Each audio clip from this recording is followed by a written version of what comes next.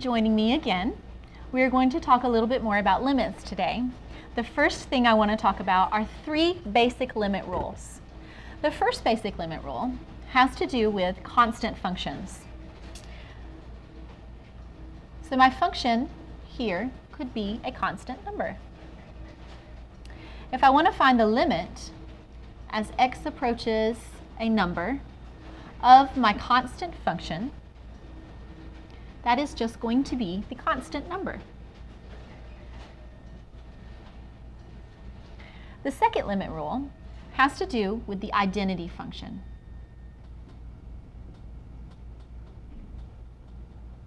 The identity function is the function f of x equals x. And the limit as x approaches a value a of the function f of x, which here is x, is just going to be a.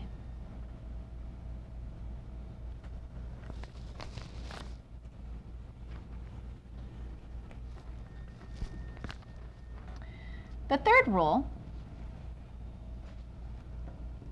is about power functions. In this instance, f of x is equal to x to some power. If I find the limit as x approaches a constant value of x to the n power, I get a to the n power.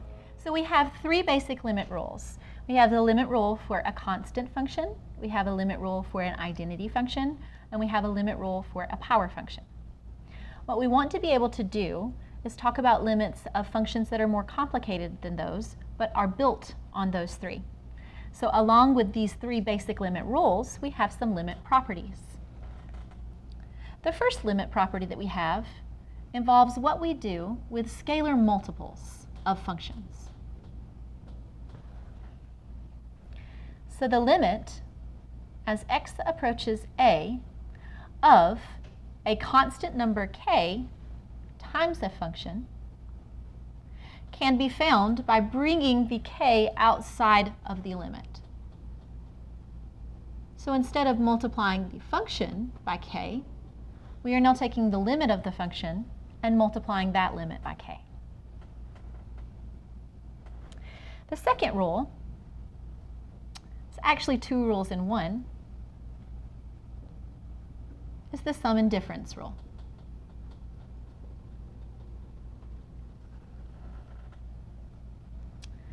If we are finding the limit as x approaches a constant number of a function f of x plus or minus a function g of x, we are able to distribute the limit and find the limit of the separate pieces separately, and then add or subtract them, provided that these two individual limits do exist themselves. The third rule that we have is the product rule. With the product rule, we may be asked to find the limit as x approaches a constant of a function f of x times a function g of x. The product rule allows us to find those limits separately, if they exist, and then multiply them. The fourth rule is the quotient rule. You may wonder, well, you put the sum and difference rules together into one piece, so why wouldn't you put product and quotient rules together in one piece?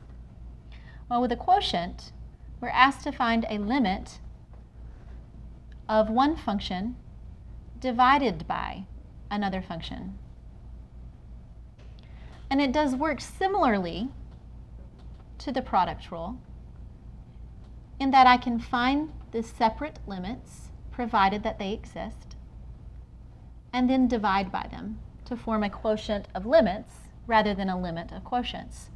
However, the limit as x approaches a of the function g of x cannot be equal to 0. Otherwise, we're dividing by 0, which is not allowed. There is a radical rule. So if you're finding a root, it works the same way as the power rule, though. So you might be finding an nth root of a function f.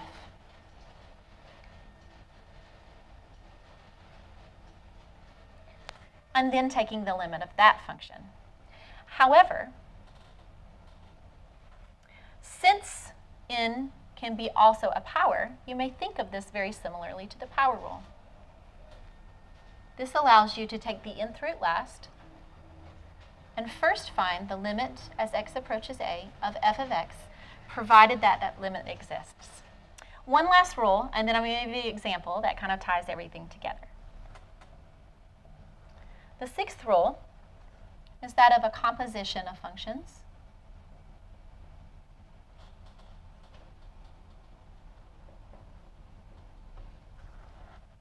You may be finding the limit as x approaches a of a function f which has an embedded function g.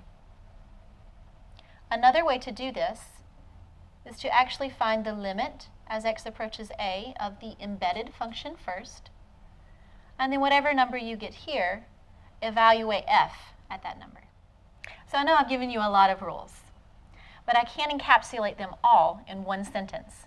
Before I do that, I want to show you an example, and maybe you can decide a sentence that would best summarize all of the three rules that I gave you first, and the 6 properties that I gave you second.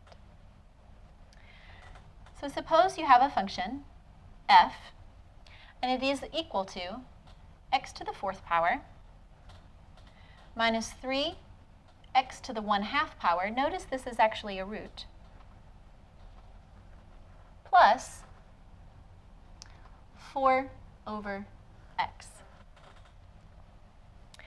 This function has many things going on. It is the sum and difference of 3 different pieces of functions. It has a power that is a root in it, and it has a power that is an integer. It also has a function that has division by a polynomial in it. So if I'm asked to find the limit as x approaches 1 of the function f of x, it may seem complicated to do so.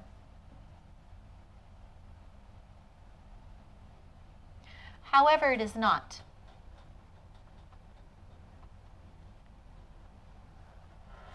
First, the sum and difference rules allow me to separate the individual pieces. So I can first find the limit as x approaches 1 of x to the 4th power, and then subtract the limit as x approaches 1 of 3x to the 1/2 power, and then add the limit as x approaches 1 of 4 divided by x.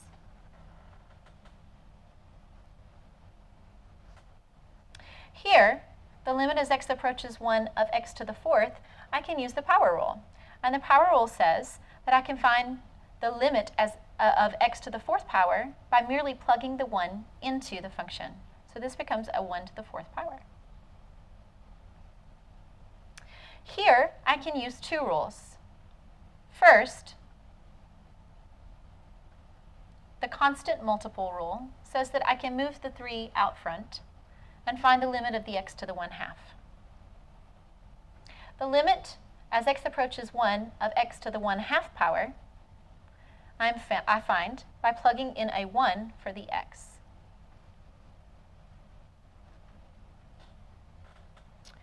And then I have the quotient rule that allows me to find the limit as x approaches 1 of 4, and then divide by the limit as x approaches 1 of x. The limit as x approaches 1 of 4 is 4, and the limit as x approaches 1 of x, this is the identity rule, is 1.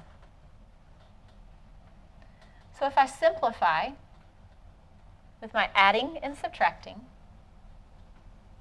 I get the limit as x approaches 1 of f of x is 2. So did you think of a way to summarize all of the different rules that you have gotten for this one problem? My way of summarizing it is, if it makes sense to just plug in the 1, just plug it in. So at the beginning, when I was finding the limit as x approaches 1 of this function, there's nowhere that 1 would cause a problem. It makes perfect sense for me to plug this 1 into each piece where I see x. And then you can avoid writing out all the different steps and using all the basic properties as you go. Thank you so much for joining me to learn about limits. Remember, if you're not having fun, you're not doing it right.